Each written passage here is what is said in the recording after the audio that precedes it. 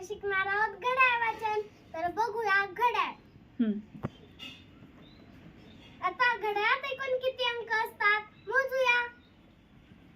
1 2 3 4 5 6 7 8 9 10 11 12.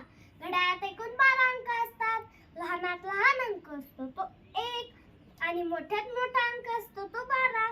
म्हणजेच काय तर घड्याळ 12 तासांचं असतं. आता घड्याळात एकूण किती काटे असतात? घड्याळात एकूण 3 काटे असतात. कोणते कोणते बघूया.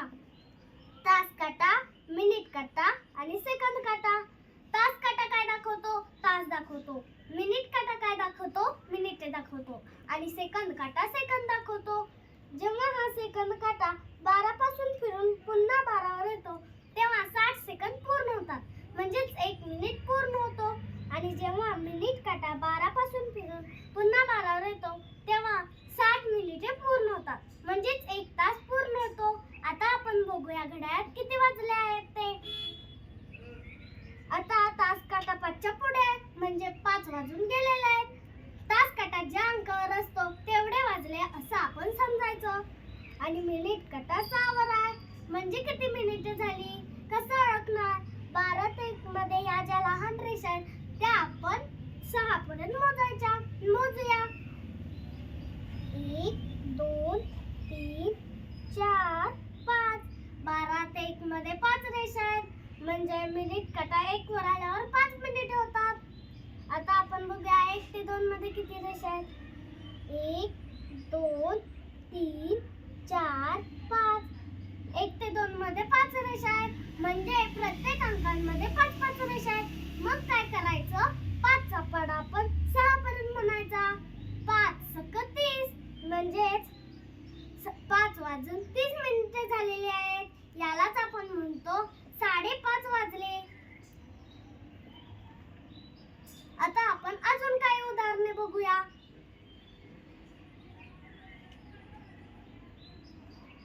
आता तास काटा 5च्या पुढे म्हणजे 5 वाजून गेलेले आहेत आणि मिनिट काटा 7 वर आहे म्हणजे 5 चा पाढा आपण 7 पर्यंत म्हणायचा.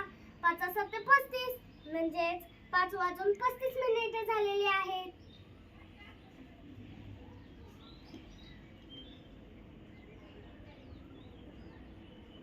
आता तास काटा 5च्या पुढे म्हणजे 5 वाजून गेलेले आहेत आणि मिनिट काटा 8 वर आहे.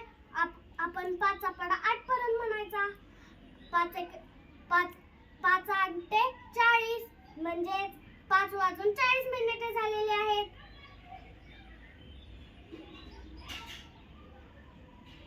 आता तास काटा 5च्या पुढे म्हणजे 5 वाजून गेलेले आहेत आणि मिनिट काटा 9 वर आहे. मग आपण 5 चा पाढा 9 पर्यंत म्हणायचा. 5 9 45 म्हणजेच 5 वाजून 45 मिनिटे झालेली आहेत. यालाच आपण म्हणतो 5:45 वाजले.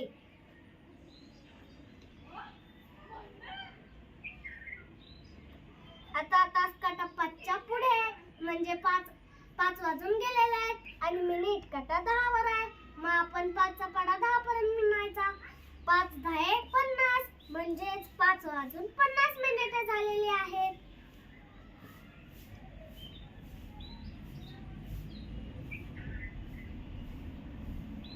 आता तास काटा 5च्या पुढे म्हणजे 5 वाजून गेलेले आहेत आणि मिनिट काटा 11 वर आहे. इथे फक्त काय करायचं? 11चा पाढा आपण 5 पर्यंत म्हणायचा.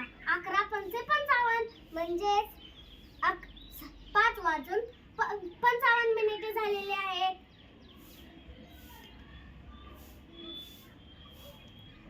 आता तास काटा 6 वर आहे आणि मिनिट काटा 12 वर आहे म्हणजेच 6 वाजून 0 मिनिटे झाली. यालाच आपण म्हणतो 6 वाजले.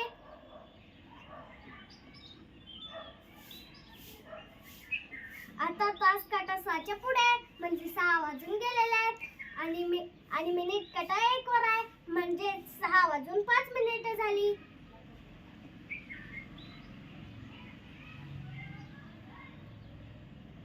आता तास काटा 6च्या पुढे म्हणजे 6 वाजून गेलेले आहेत आणि मिनिट काटा 2 वर आहे म्हणजे आपण 5 चा पाढा 2 पर्यंत म्हणायचा.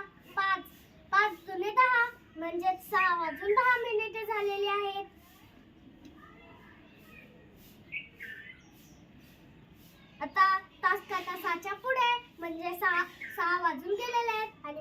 काटा 3 वर आहे. म्हणजेच आपण 5चा पाढा 3 पर्यंत म्हणायचा.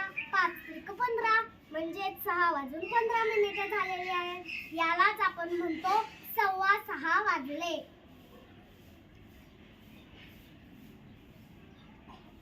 आता तास काटा 6च्या पुढे म्हणजे 6 वाजून गेलेले आहेत आणि मिनिट काटा 4 वर आहे. म्हणजे आपण 5चा पाढा 4 पर्यंत म्हणायचा. 5 चौक 20 म्हणजे 6 वाजून 20 मिनिटे झालेली आहेत.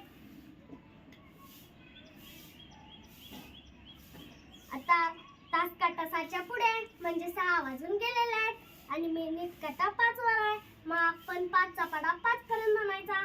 5 5 25 म्हणजे 6 वाजून 25 मिनिटे झालेली आहेत. आता तास काटा 6च्या पुढे म्हणजे 6 वाजून गेलेले आहेत आणि मिनिट काटा 6 वर आहे. म्हणजे 5चा पाढा आपण 6 पर्यंत म्हणायचा. 5 6 30 म्हणजे 6 वाजून 30 मिनिटे झालेली आहेत. यालाच आपण म्हणतो 6:30 वाजले. आता आपण काही प्रश्न बघूया.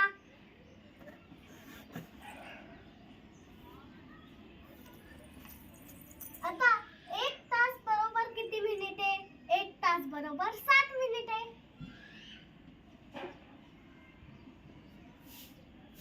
आता अर्धा तास बरोबर किती मिनिटे?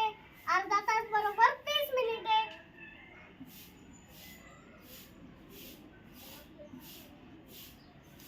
आता पाऊण तास बरोबर किती मिनिटे? पाऊण तास बरोबर 45 मिनिटे.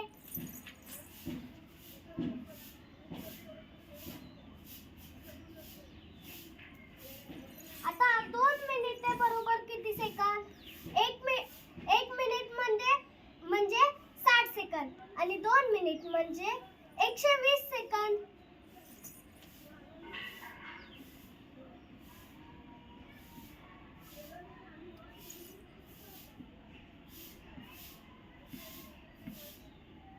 आता घड्याळ किती तासांचे असते?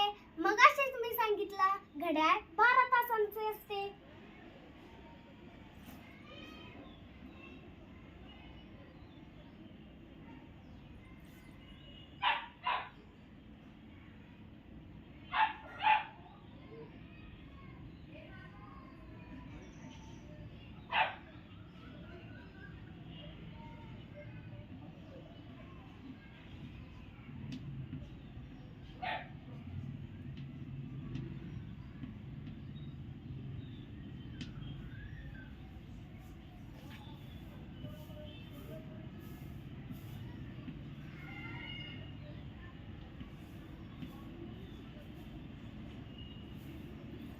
आता आपण पुढचं उदाहरण बघूया. घड्याळात तास काटा 2 वर. बघा हा, घड्याळात तास काटा 2 वर आहे.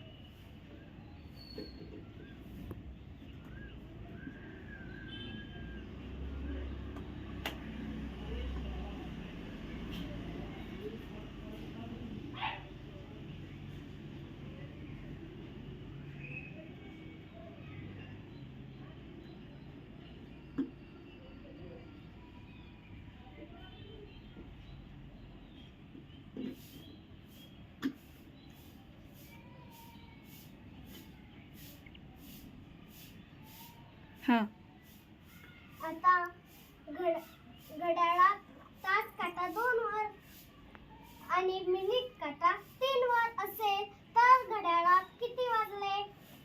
आता तास काटा 2 वर आहे आणि मिनिट काटा 3 वर आहे. म्हणजे 2 वाजून 15 मिनिटे झाली. यालाच आपण म्हणतो 2:15 वाजले. कसा वाटला व्हिडिओ? कमेंट करून नक्की सांगा.